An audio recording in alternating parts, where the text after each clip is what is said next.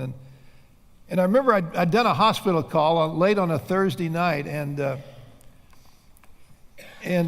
there was this favorite barbecue restaurant that I really loved. And I knew they were open until 9, and so I made my way, and I noticed as I walked through the door that it said the hours were from 11 to 9 or whatever, and it was 8:45. And I went up to the counter, and I was going to give my order, and I waited for a little while. Nobody came, and finally a guy came and said, "I'm sorry, we're closed." I said, "What do you mean you're closed? You can't be closed. It says 9 o'clock on the door."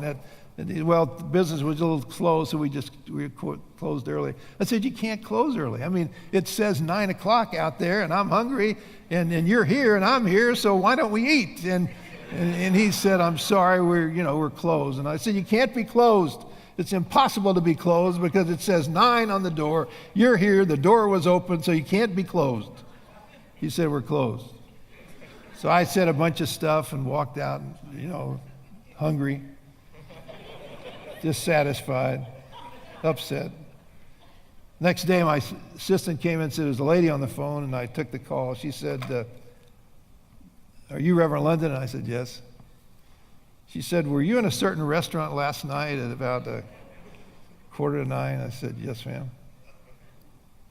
She said, the man that you were so rude to was my husband.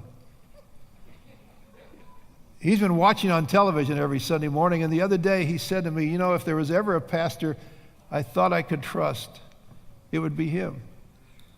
He's even come to your church a couple of times, but when he came home last night, he said to me, if that's who I think it was, not only will I never enter another church door, I'll never trust another one of those so-called men of God."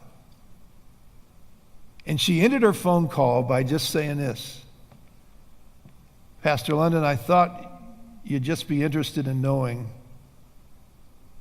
how you influenced my husband." And man, I was devastated.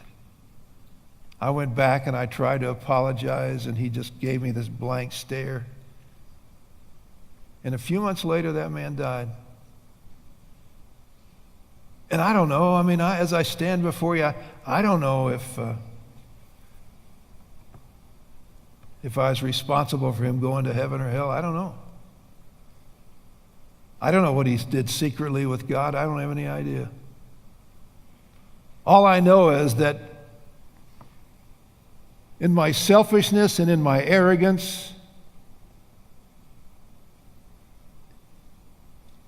in a sense of feeling as though I was entitled, I destroyed a man's life. And I'll never have the chance to get that back. And when I think about character and integrity and motivation and humility, that wouldn't have meant 10 cents to that guy. He wouldn't have heard one word I ever said from the pulpit or on TV again. Because the sermon I lived was not consistent with the sermon I preached. And when in Titus it says, "Have integrity that cannot be questioned," what it's saying to us is, you got to watch your life and your doctrine very carefully.